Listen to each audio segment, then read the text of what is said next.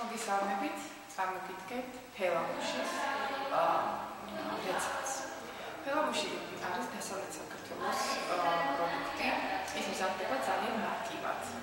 ამისათვის საჭიროა ცოტაოდენი ქვილი და ცოტაოდენი ჭადრქვილი.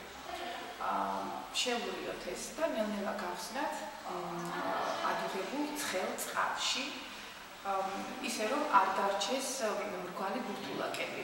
ანუ მთლიანად უნდა გაიხსნას. შემდეგ ჩვენ უნდა გქონდეს მომზადებული აუცილებლად ხილის წვენები. ძალიან კარგ ფერს აძლევს შინდის წვენი, ალუბლის წვენი, მაყლის. გააჩნიათ თქვენ რომელი გემო მოგწონთ.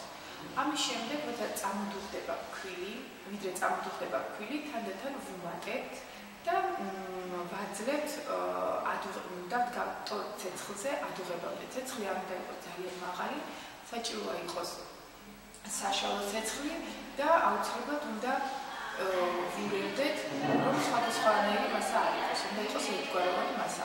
როდესაც წამოდუხდება, დავასხათ თხელ თეფშებზე, ან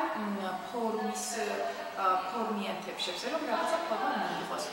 შემდეგ, როცა გაცივდება, შეგვიძლია ჩავამატოთ თხილი ან კაკალი, ან დუღლის პროცესშიაც. შეგვიძლია მოვხდოთ კაკლის ფხვნილითაც და მივირთვათ გაციები.